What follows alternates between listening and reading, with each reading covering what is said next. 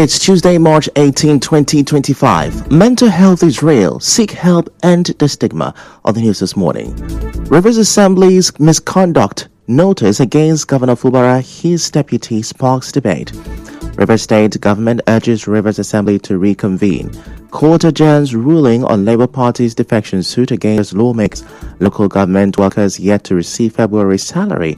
Police say FCT minister's house in Port Harcourt not attacked. On the foreign scene, Israel continues attacks on Gaza Strip. Details of these and more after this break.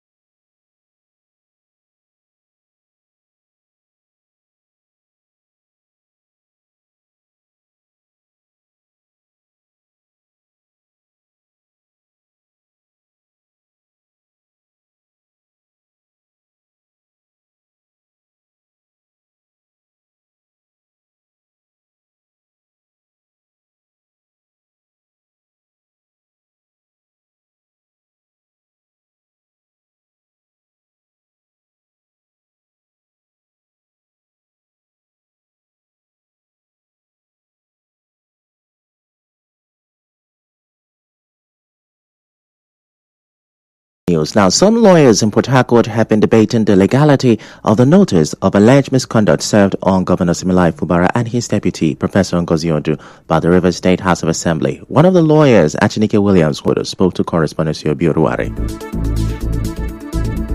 The deputy governor may say give that defense, but the truth of the matter is that she has expended resources of the state without valid appropriation. So if she has spent resources of the state without valid appropriation, she understands that the Constitution of Federal Republic of Nigeria says no public fund shall be expended without due appropriation. So she cannot hide under the cloak of taking directive from the governor. But I have not seen what the counts of misconduct are, so I don't want to speculate. That defense, to my mind, is very weak. He, however, advised the governor not to play politics with the implementation of the Supreme Court judgment. When I offered this advice, I said, look, when it gets to today, when the Rivers State House of Assembly would serve any notice of misconduct to the governor, there will be no place to run to. You understand? Because the grounds is that you have breached the Constitution of Federal Republic of Nigeria. Now, the man that you will run to say, no, I did not breach the Constitution of Federal Republic of Nigeria, which is the court, has already said so in advance because you did not want to listen. My advice to the governor is that he should look for a way to go and appeal to the Rivers State House of Assembly so that they can tamper justice with mercy. But a constitutional lawyer, Innocent Ikwu, disagrees with this. Notice is supposed to be served to a particular officer because the governor is the head of the executive, and if there is any misconduct, he is the person to be questioned. Duties of the deputy governor fall outside the issues even in controversy. They cannot serve both the governor and the deputy governor on those issues that are in the public domain. If they did serve notice to both the governor and the deputy governor, these issues that have been in public domain, they acted illegally, they acted unconstitutionally. The deputy governor have no question to answer in those regards. Dr. Ikwu also spoke on how lawmakers are expected to exhaust the notice of misconduct before impeachment proceedings can begin.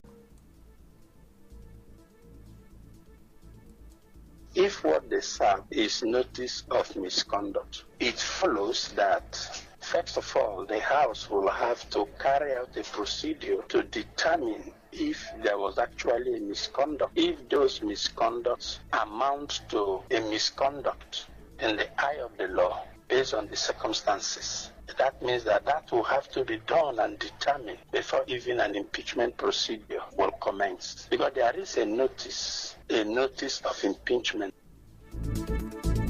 Everyone in Rivers State.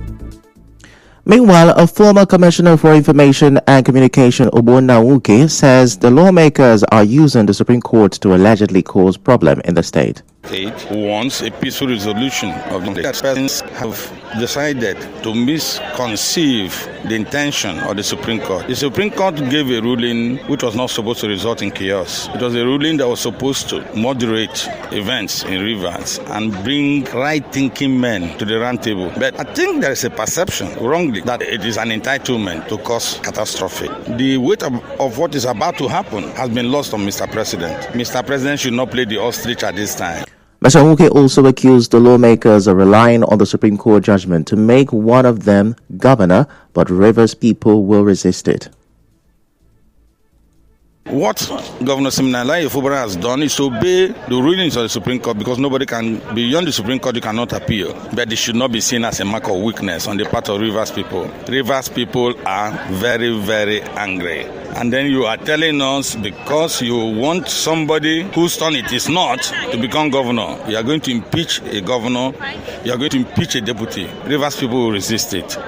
We will refuse it. We will contest it in the streets, in our bedrooms, but we will contest it.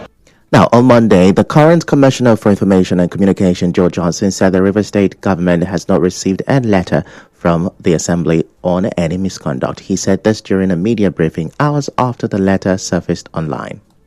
The letter is not addressed to the governor. I also saw it is addressed to the speaker. So there's no way letter written to the speaker can be received by the governor. It is now common knowledge that members of the Right Honorable Martin Amaewhule-led Rivers State House of Assembly have by their own actions refused to allow the government to fully implement the judgment of the Supreme Court on the long-drawn political and legal battle that has lingered since after the ill-fated attempt to impeach him on October 30, 2023.